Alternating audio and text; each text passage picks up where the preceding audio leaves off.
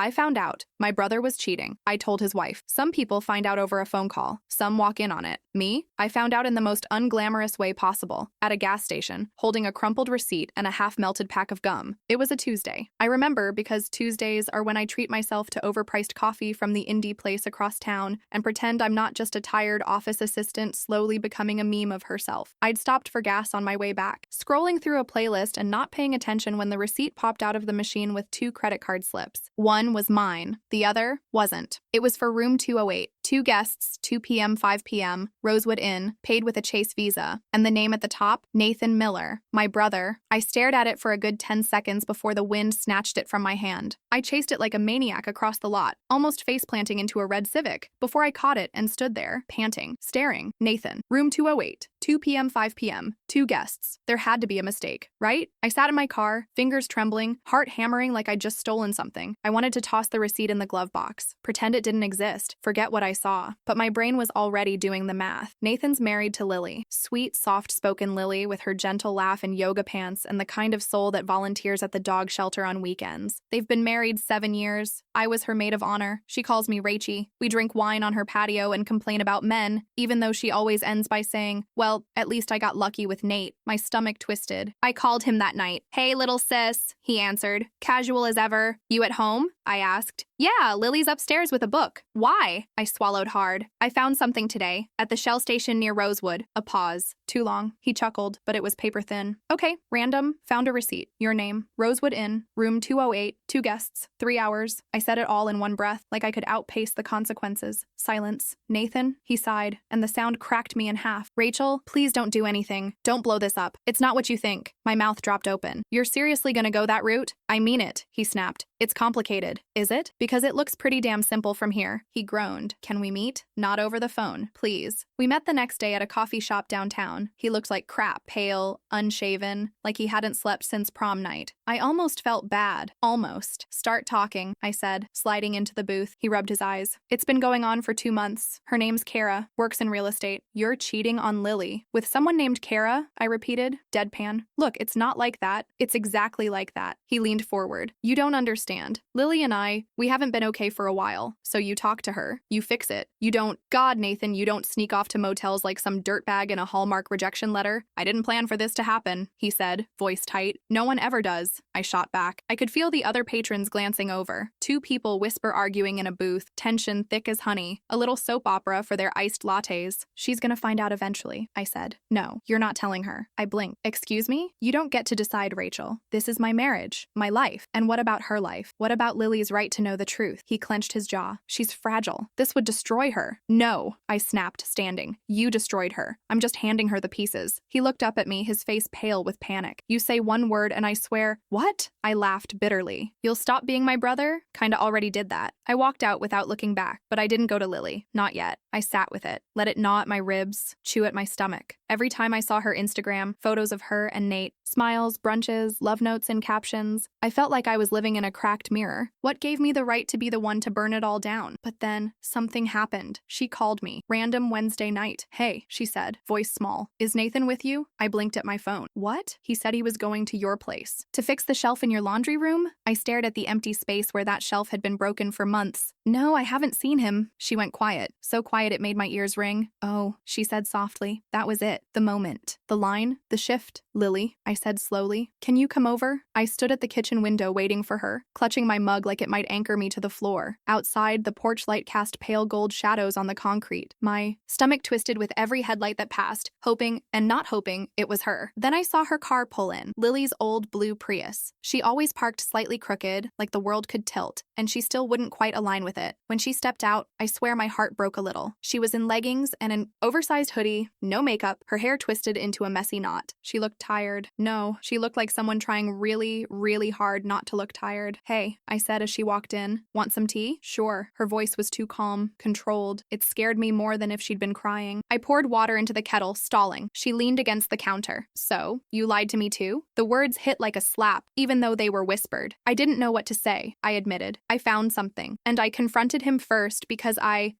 wanted it to be a mistake, Lil. Her chin trembled, but she nodded. What did you find? I handed her the receipt. She didn't say anything for a long time, just stared at it, reading, rereading. Her fingers trembled. Then she folded it, placed it carefully on the counter, and said, "I knew." I blinked. "What?" "I didn't know, no," she clarified, voice brittle. "But I felt it. The way he's been distant. The way he flinched when I touched him. The sudden new cologne." She laughed, bitter and soft. It wasn't the cheating that hurt the most. It was how normal he made everything feel while doing it. I felt the ache bloom in my chest. Lily, I needed to hear it from someone who loved me more than they feared awkward family dinners, she said, eyes meeting mine. I nearly burst into tears right then. I was scared you'd hate me, I said, that I'd ruin things. You didn't ruin anything. He did. She rubbed her hands over her face. I've just been clinging to the idea that maybe if I did more yoga, wore more makeup, made better dinners, he'd come back, walked over and hugged her, tight. She smelled like peppermint shampoo and sadness. Her body was warm and shaking. He's an idiot, I whispered. We sat on the couch after that, the silence thick but no longer unbearable. She asked questions. I answered. I told her about the motel, about Kara, about the way Nathan tried to spin it like he was the victim. And then, because I had to, I asked, "What are you gonna do?" She was quiet for a beat. Then, I don't know. I want to scream, cry, throw his crap on the lawn, but also I want to sleep for like a year, you know? I nodded. Want me to help pack a bag? No, she exhaled. Not yet, but maybe soon. We didn't sleep much that night. We drank peppermint tea and watched reruns of Golden Girls, saying nothing and everything at once. She stayed on my couch, curled under the chunky knit blanket I bought last Christmas. The next morning, she left early, said she needed to think, said she'd call me, and then Nathan called. I let it go to voicemail, then he called again and again. By the fourth call, I picked up. Rachel, what the hell? He barked. You told her? She already knew, Nathan. I just confirmed it. He went silent. She was never stupid, I added. Just in love. He sighed, and for a second I could hear the guilt start to settle in. I didn't mean for this to happen, he muttered. Kara, she was just different. She made me feel like I mattered again. You mattered to Lily every day. You just stopped showing up for her. He didn't have a reply. I think you should give her space, I said, and maybe start packing a bag of your own. He hung up. I sat on the floor afterward, knees pulled to my chest, staring at the spot where Lily had cried just hours before. My chest felt raw, not righteous, not triumphant, just wrecked. Because family doesn't get easier when you do the right thing. It just gets realer. Over the next few days, things blurred. Lily texted to say she was staying with her sister for a bit. Nathan sent one long message that sounded suspiciously like a drafted apology he never meant to say out loud. I didn't reply to either, not right away. But one evening, Lily sent a photo, just her, sitting on a park bench, face bare, sunlight hitting her hair like gold. She looked tired, but calm, like a storm had passed. Under it, she'd written, "Thanks for choosing me." I cried when I read it, because sometimes being a sister means breaking someone's heart open so they can start over. And sometimes the ugliest truths come out in gas station receipts and motel timestamps. But if you're lucky, if you're really lucky, someone chooses you when it matters most, and you hold that with everything you've got.